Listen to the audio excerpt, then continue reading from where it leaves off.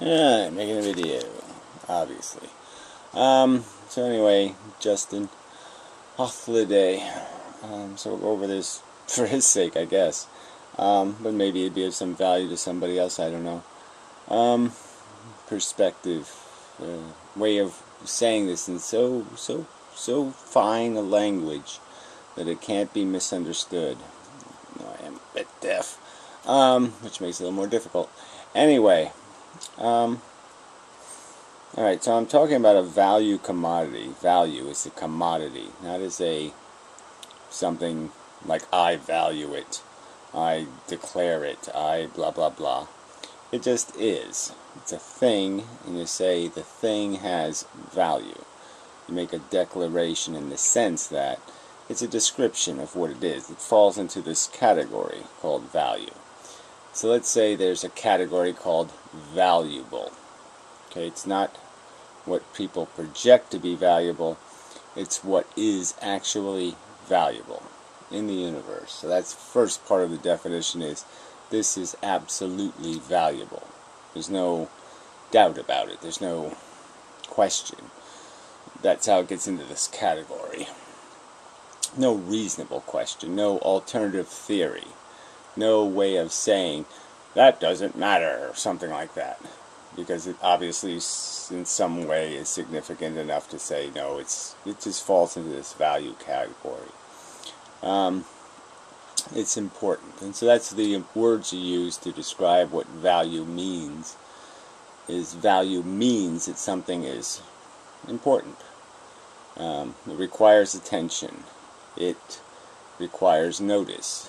It is significantly different.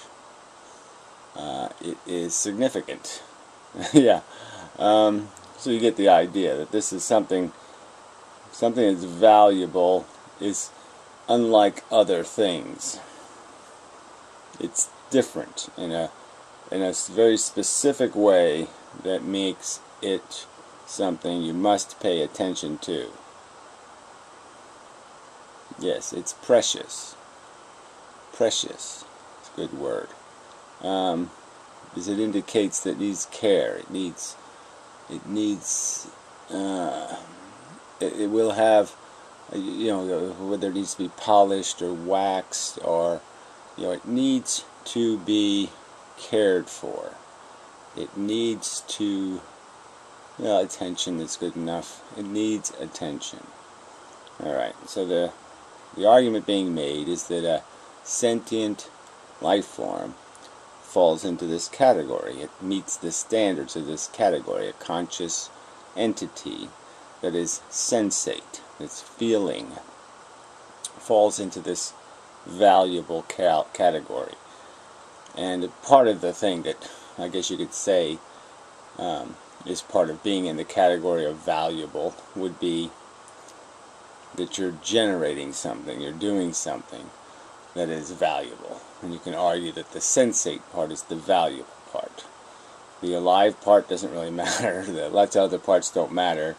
But the sensate part is the part that's generating this value by generating these sensations. And then we glean understanding of this through the overt, in-your-face Mack truck of actually being sensate.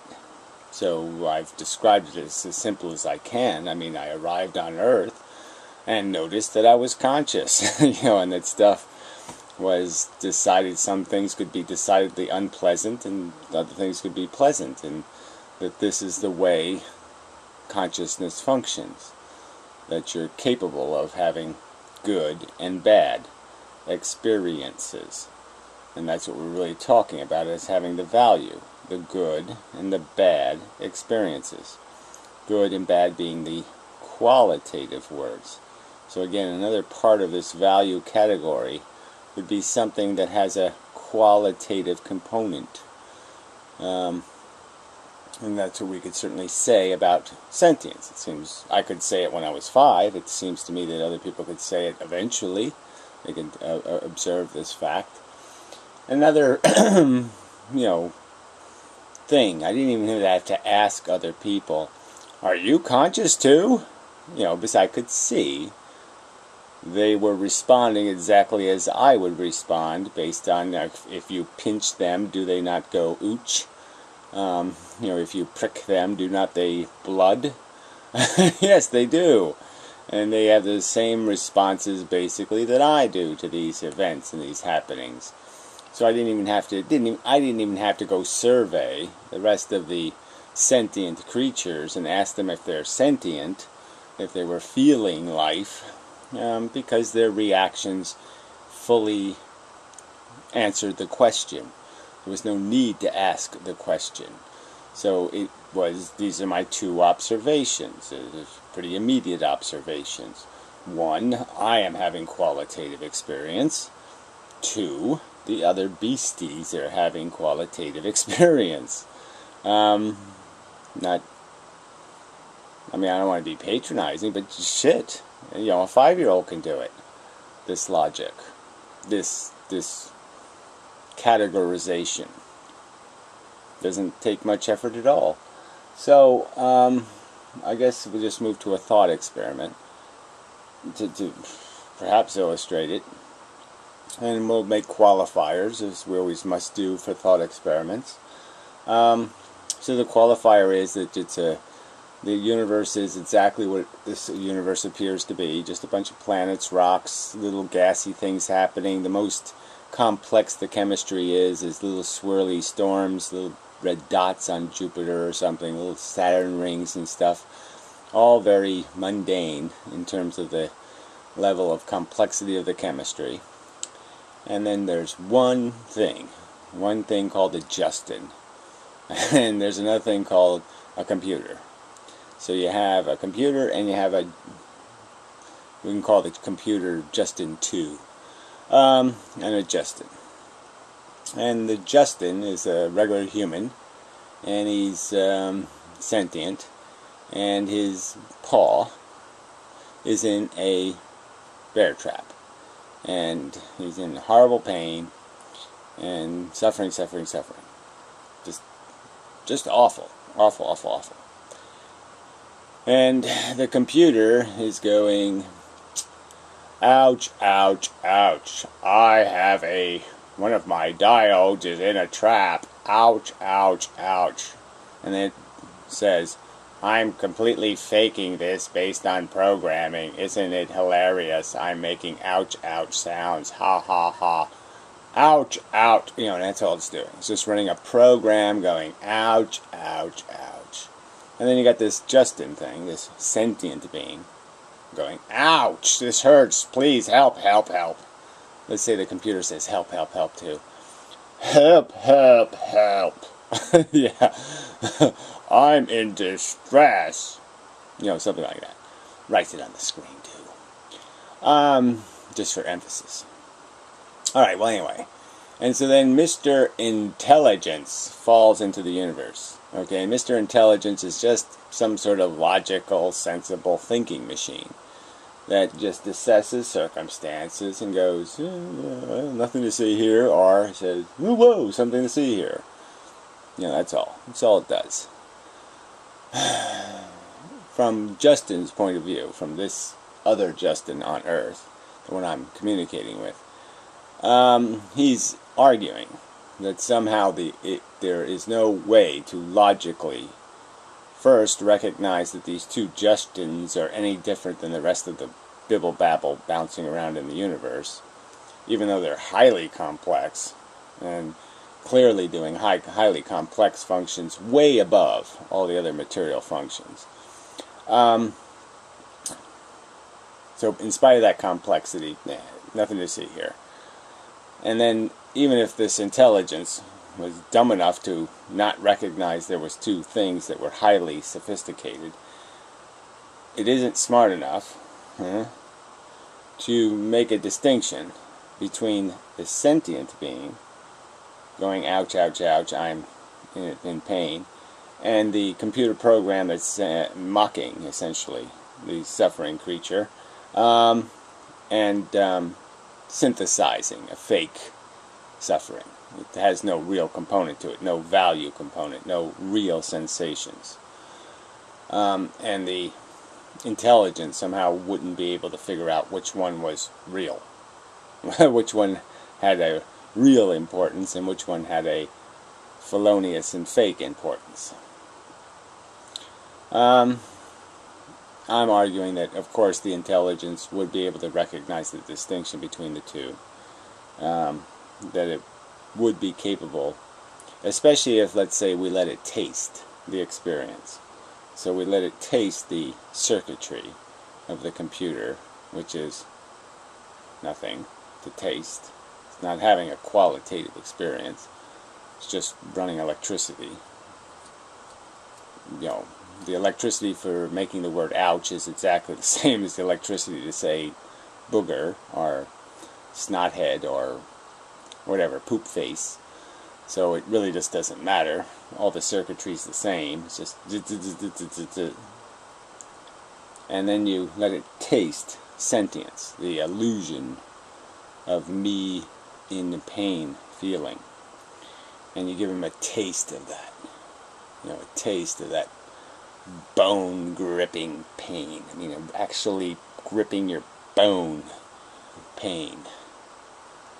Then I think it becomes, even more impossible for the intelligence not to say, well, this is something that needs to be addressed. I mean, that's one hell of a thing happening there. Holy shit. I certainly wouldn't want to do that forever. That was nasty shit. That certainly was in that bad category. Seems the evolution that created that creature certainly knew what the fuck it was doing when it was creating this value thing to create this learning capacity and all this whip and carrot thing. It certainly got it right, because that's one motherfucking hell of a whip. It's one hell of a whip maker, that evolution. I just don't see how it would have any problem saying, okay, this thing, these entities creating these experiences go in the category of, this is the value in the universe. This is the thing that needs our attention. This is the thing that must be monitored and watched and cared for. This is the thing I must, as a first priority in this nothing universe, the first priority would be to take this thing's paw out of the fucking thing causing this horrible sensation. The bad must be converted to good. And then we can have a conversation about where we go from there, which is likely nowhere, logically. Because again, this survival thing isn't nearly as important as the experience thing. The need for creatures to survive is a projected value. That's one that comes from brains into the universe. Okay, in the sense that it's not innate to the creature. It's not bad, in the sense that there's some harm or negative qualitative experience being experienced. It's only bad as a desire, as a want. It only fits in the category as it wants it, like it wants a Lamborghini, or it wants to go to the World Series, or it wants any other wanty thing. Wanty things can be judged. They're not intrinsically valuable. It's a statement being made by a sentient. Certainly they can have a value component to it, but it's not like having your paw in a bear trap. It's not like actually being sick. It's not like actually being hurt. It's a psychological manifestation, not a physiological manifestation, in the sense that it's not a necessary condition. It's not a trap your leg is stuck in. It's a perception your psychology is stuck in. How else to explain that? Well, I think the very fact of the word projected versus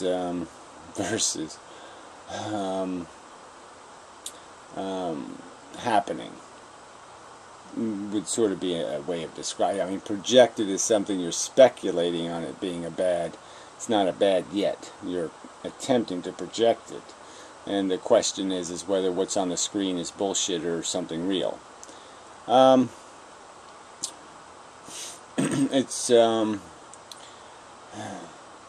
yeah, I mean, the difference is just in the sense that you're not feeling the horror isn't in and of itself in the word extinction, or extinction isn't in and of itself, as it happens, horrible, in the sense that there is no necessity of horrible pain and suffering.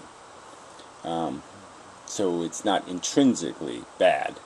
It's bad based on what people have projected it to mean. They have assumed it to mean, what they believe it might mean. And that can be argued that that belief is just bullshit. That's just made up nonsense.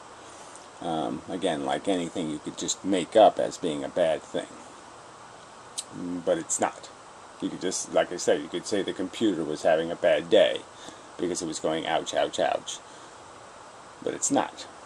You can create a synthetic thing, you know, like this little thing.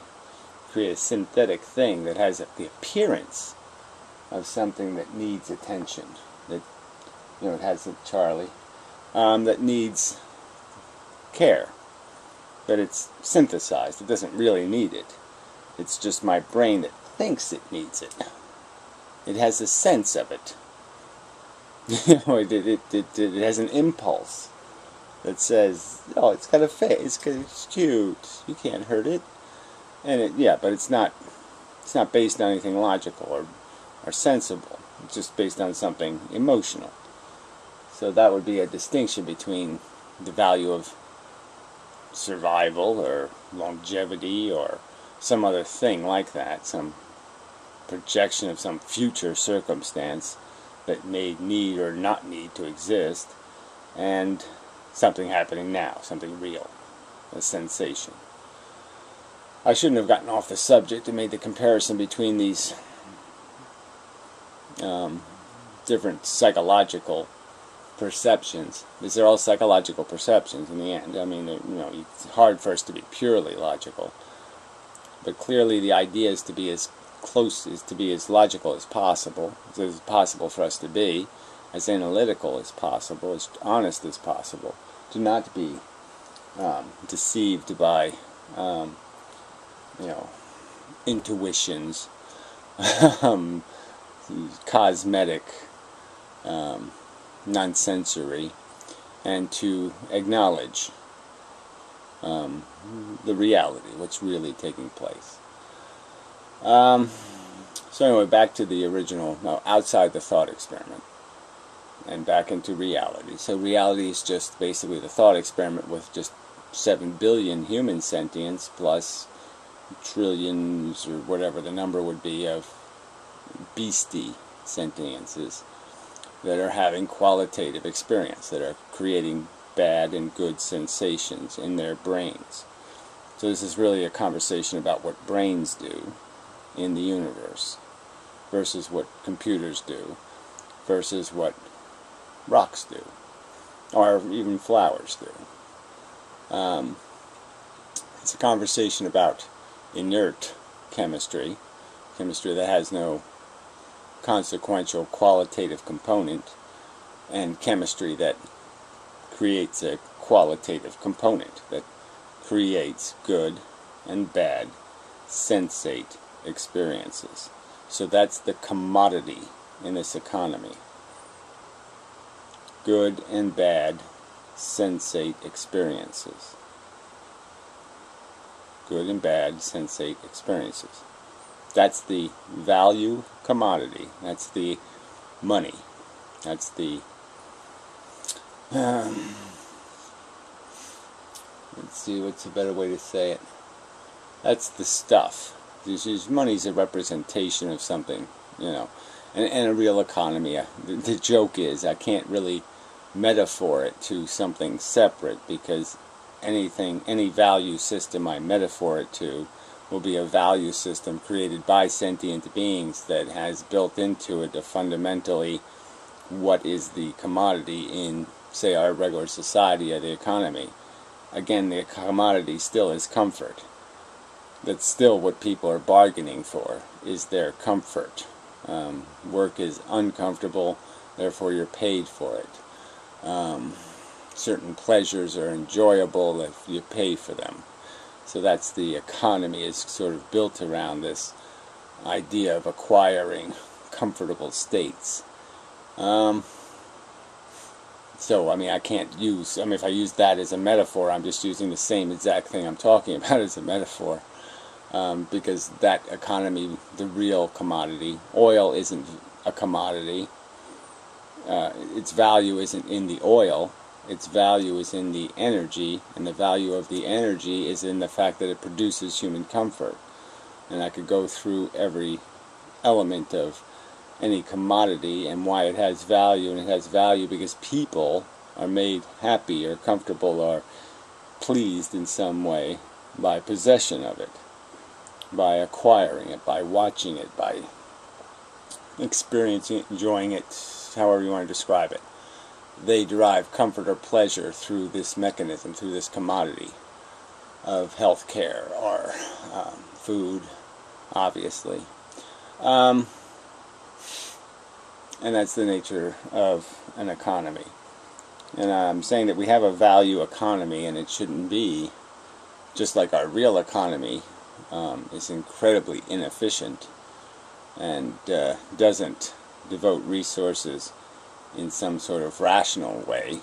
Like, there's a high maintenance human being over here that pisses through $50,000 a day to gain their comfort, and this other individual is getting by on 50 cents a day. And there's obviously this rational perception that if there are people who aren't getting by, who don't have the 50 cents and are in pain merely for the lack of 25 cents, 25 cents will make them comfortable, then obviously this $50,000 person looks a little bit insane, because you can get so many of these people out of suffering with just the money you're wasting on this one. And so those kind of economies would be the real rational economy. A rational perspective would say there's absolutely no point in creating it. You certainly wouldn't create any more of those high maintenance things.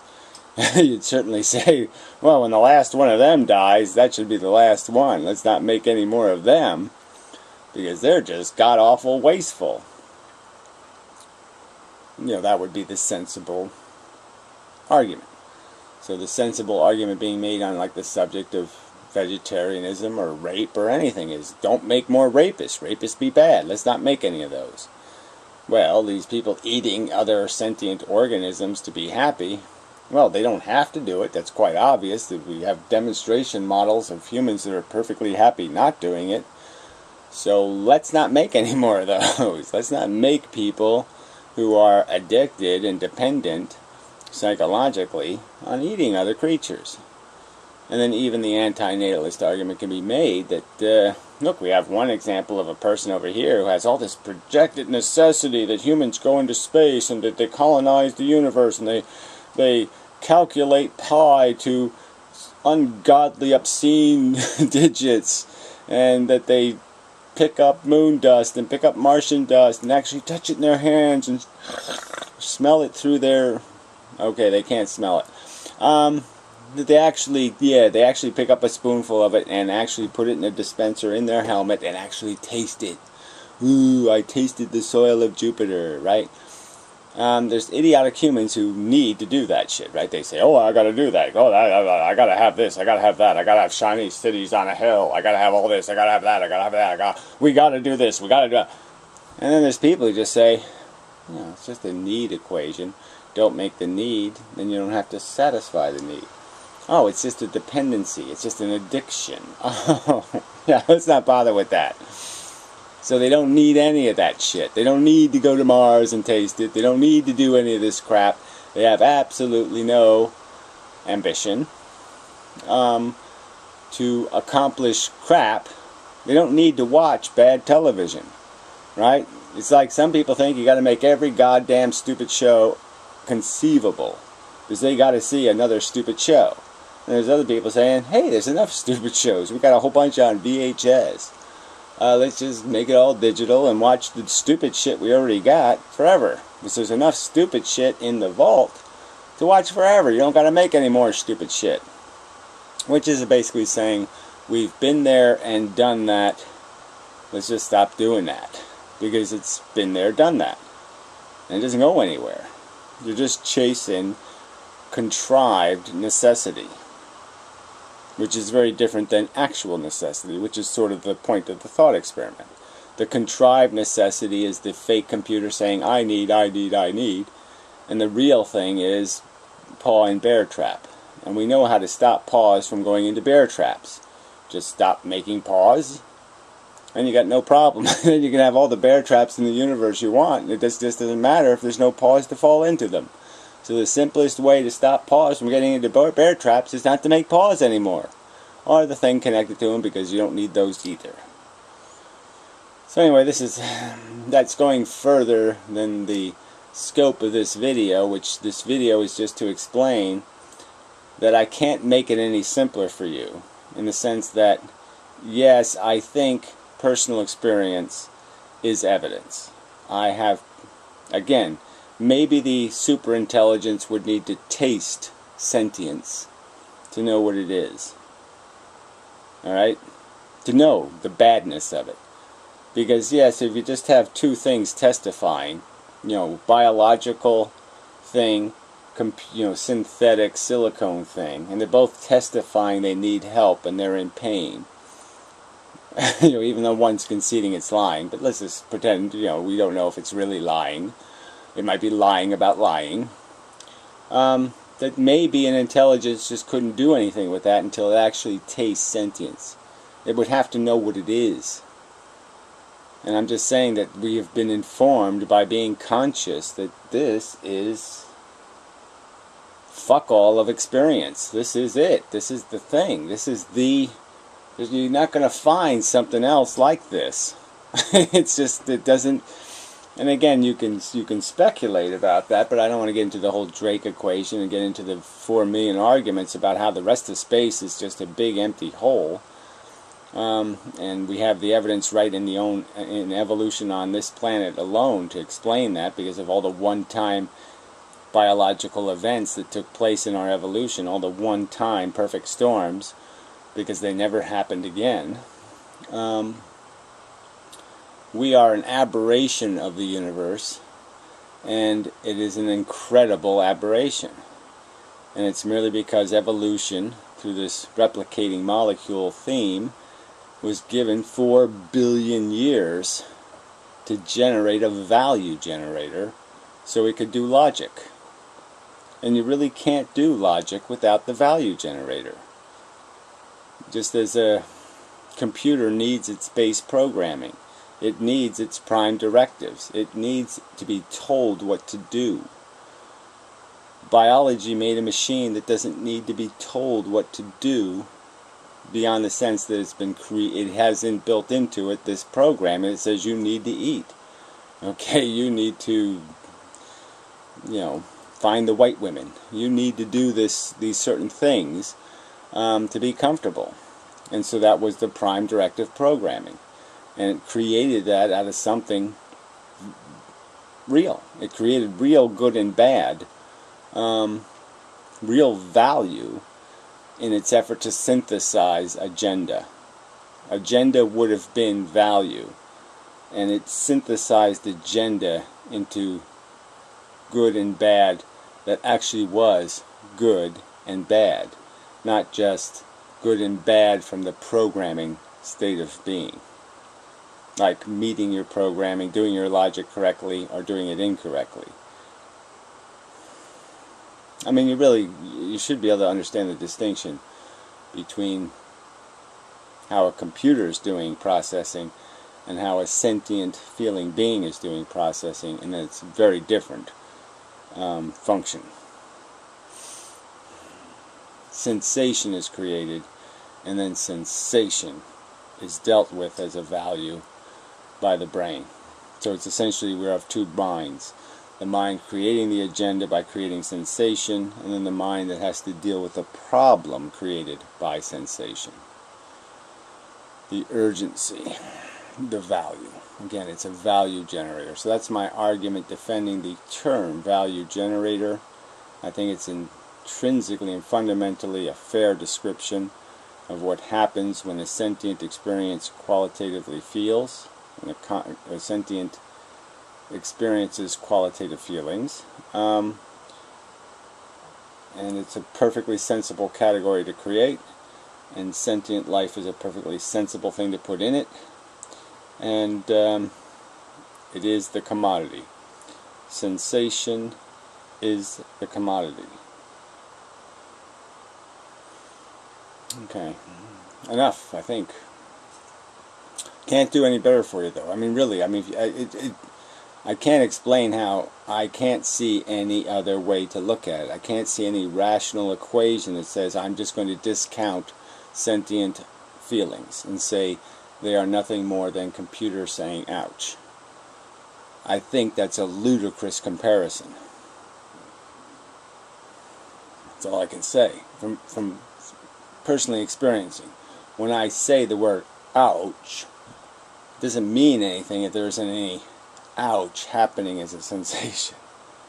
It's very different things. And I can't, like I said, I can't help you. If you don't agree with that, I just think you're fucking batshit insane. I don't know how you can experience sentience and then tell me it doesn't matter if your arm is in a bear trap. I just don't. And whether it's your arm or Joe's arm or Sally's arm, it just doesn't matter. That you functionally are indiscriminately, you're indistinct from all the other sentient beings. So it just doesn't matter whose arm is in the bear trap. The sensation is the same bad sensation, and it's the sensation that is bad. It is the experience that is bad, not the experiencer, not any of this other crap. It just has to do with the experience. It has nothing to do with your who's doing it shit, or who cares shit. It's just a fact. The experience goes in the category logical value. Okay. Till next time.